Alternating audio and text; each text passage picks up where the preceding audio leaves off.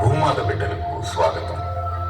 ధరణిపుత్రులారా, నేటి పోటీ ప్రపంచంలో మీరంతా ఎంతో ఆనందంగా, మరెంతో ఉత్సాహంగా మీ వ్యాపార వ్యవహార విలాసాలలో నిమగ్నులై కాలంతో పోటీపడి మీ పరిసరాలను, పర్యావరణాన్ని, ప్రకృతి వ్యయ ప్రయాసలను విస్మరించిన వేళ భూమాత తన ఉపరితల వ్యవస్థను, అవస్థలను మనకు తెలియజెప్పవచ్చిన వేళ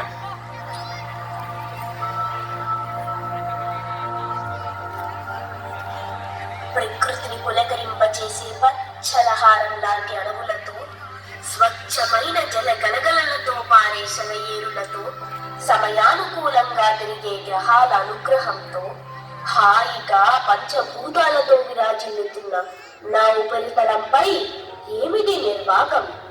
ఇది ఖగోళ వైపరీత్యమా, అసురుల అఘాయిత్యమా? భూదేవి భూమాత అంటారు, ఎందుకు నన్నిలా కబళిస్తున్నారు? పచ్చని అడవులు నరికివేసి రాతి కట్టడాలుగా మారుస్తున్నారు. చెట్లను పెంచకుండా పెరిగిన చెట్లను నరికివేసే మీకు ప్రాణవాయువుని పీల్చుకునే హక్కు ఎవరిచ్చారు? మీరు పీల్చే ప్రాణవాయువులో ఎక్కువ శాతం నన్ను హత్తుకొని పెరిగిన నా అమెజాన్ అడవుల నుండి వస్తుందని మీకు తెలుసా?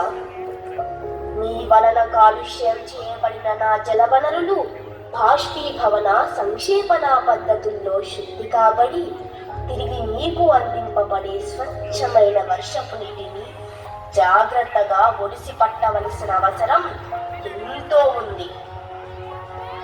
నా గర్భం నుండి కొన్ని కోట్ల లీటర్ల నీటిని తోడి దాన్ని కాలుష్యపరిచి తిరిగి నా ఉపరితలంపై వదిలివేయడం వలన అది సముద్రంలో కలిసి నా సమతుల్యత కోల్పోయి నా గతి తప్పుతోందని మీరు గుర్తించడం లేదు. వీటికి తోడు ఆర్కటికా, అంటార్కటికా ఖండాల నుండి వేల సంవత్సరాల నాటి మంచు కొండలు కరిగి సముద్రాలలో కలిసి నీటి మట్టం పెరిగి మిమ్మల్ని ముంచేస్తుంది. జాగ్రత్త. గనుల రూపంలో ఎన్నో ఖనిజాలు, మరెంతో ముడి చమురు వెలికి తీస్తూ నా ఉపరితలంపై ఎన్నో లోతైన గాయాలు చేస్తున్నారు. నాపై ఉచితంగా విస్తారంగా లభించే సౌరశక్తిని వినియోగించుకోవడం ఉత్తమం కాదా?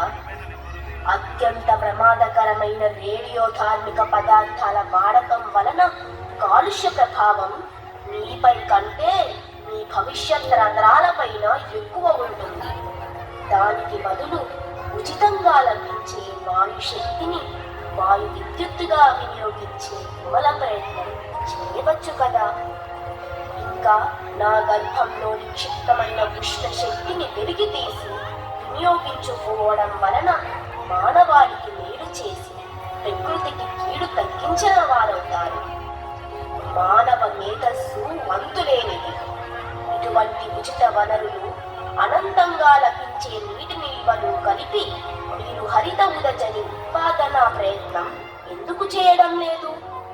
కాలుష్యరహిత ఇంధన ఉత్పత్తికై ఇకనైనా అడుగులు ముందుకు వేయండి. మీ రాబో తరాలకు ఇవ్వవలసిన ఆస్తులు నా నుండి సంగ్రహించిన బంగారము, నన్ను పెకలించి నాపై నిర్మించిన భవనాలో కాదు. 10 చెట్లు నాటి ఓ ఇంకుడు గుంటతో మీరు ఆదర్శప్రాయులవుతారు. సౌరశక్తిని వినియోగిస్తూ వర్షపు నీటిని ఒడిసి పట్టి వినియోగంలోకి తెస్తే మీరే చరిత్రకారులు. వనాల సంరక్షణతో, వాయుశక్తి వినియోగంతో మీరు వ్యవస్థకు వెన్నెముక అవుతారు. అప్పుడు కదా మీరు నిజమైన కోటీశ్వరులు. ఈ విశ్వంలో జీవనాధారమైన ఏకైక గ్రహం నేను. నన్ను మీ భావితరాలకు భూమాతగానే అందించి ఆశ్రయం పొందండి.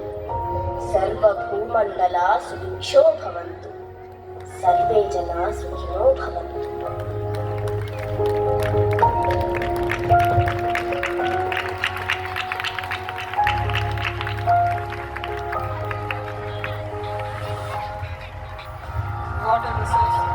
What an enlightening performance.